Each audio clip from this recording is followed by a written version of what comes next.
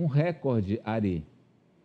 Brasil tem a menor taxa de desemprego da história em 2024.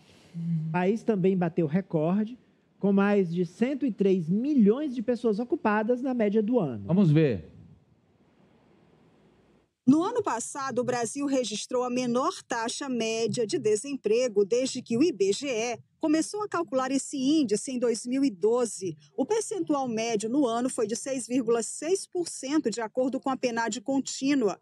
No trimestre encerrado em dezembro, a taxa foi de 6,2%. A população desocupada média em 2024 foi de 7.400.000 pessoas. É uma redução de 13,2% em relação a 2023. O IBGE classifica como desocupadas pessoas que não trabalham, mas que estão ativamente em busca de oportunidades. O país também bateu recorde de pessoas ocupadas no ano passado, mais de 103 milhões na média do ano, uma alta de 2,6%. Esse grupo representa 58,6% de toda a população brasileira de 14 anos ou mais.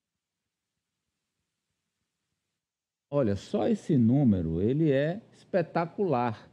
O Brasil saiu de um momento terrível em 2015, 2016, os piores anos da economia brasileira, e aí o desemprego aceleradíssimo, e agora a gente vai para quase o pleno emprego, quase o pleno emprego, com esses números aí que a reportagem nos mostra.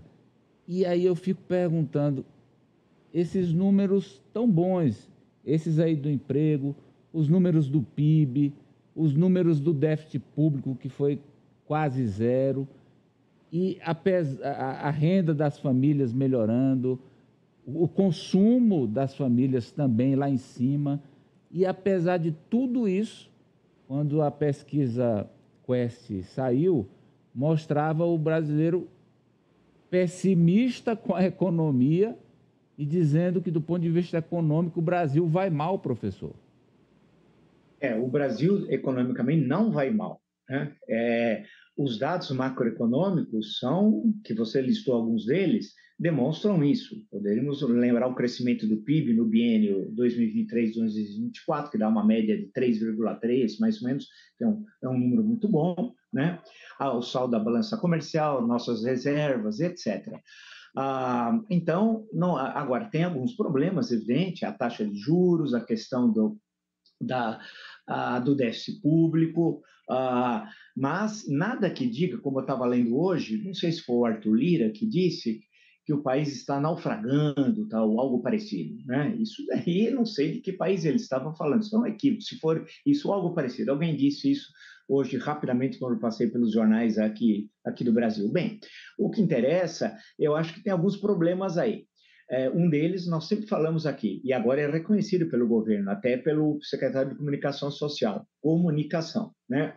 Diálogo. A entrevista coletiva de ontem foi muito importante, porque a economia, grande parte dela é expectativa. Quando o presidente da República aparece publicamente, responde todas as questões de forma serena, né?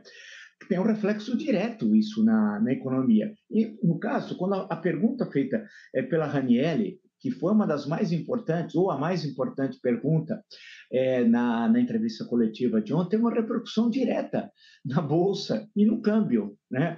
Porque estava falando sobre a questão dos gastos públicos, porque envolve também uma outra pergunta sobre a questão da política de preços da Petrobras. Então, são questões fundamentais, e a comunicação é essencial. Agora, tem de ser feita por quem? Eu estava lendo hoje pela manhã o Sidônio Palmeira dizendo, pelo presidente da República. Pô, nós estamos falando isso há meses aqui.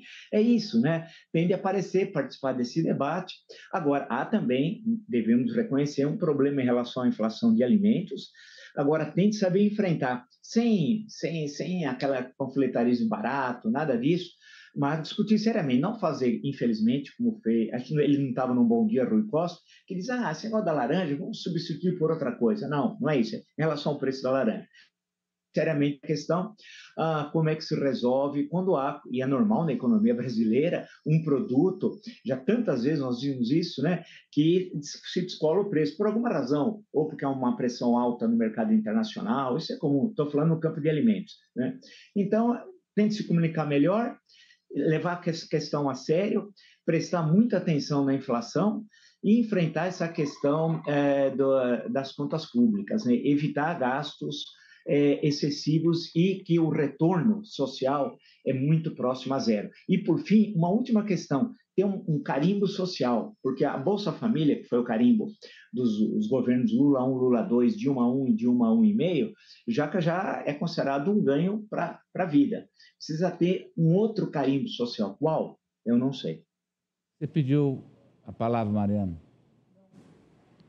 Ari, olha, por que esses números não refletem, os bons números da economia não refletem na popularidade do governo e do presidente? Tá, vou já responder rapidamente. Só para complementar o que o professor disse, essa história do carimbo de Lula, eu entrevistei essa semana aqui na rádio, professor, o deputado federal Marcos Aurélio Sampaio, do MDB, e ele disse, eu fiz essa pergunta para ele, e a percepção lá da Câmara é exatamente essa, que esses jovens, sobretudo de menos de 30 anos, eles acham que todos esses programas sociais, eles têm razão, se transformaram em programas de governo.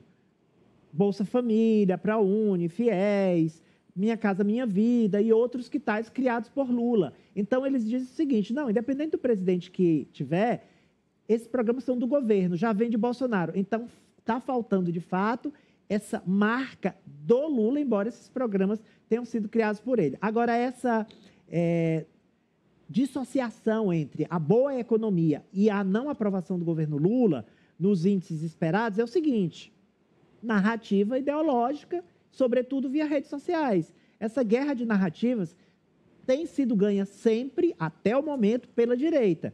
E a guerra é a seguinte, o país não está bem, o país está mal, olha como o tomate encareceu, olha como a abóbora encareceu. E são aumentos sazonais, que a gente sabe que estão atrelados às safras desses produtos. Mas ali termina colando na opinião pública. Eu tenho visto gente que votou no Lula e que diz assim, não está tão bem assim não, os alimentos estão mais caros na mesa. Quer dizer, essa guerra ideológica, essa guerra de rede social é tão importante quanto a realidade factual. A percepção é muito mais importante do que os fatos. O Centro Hospitalar e Maternidade Santa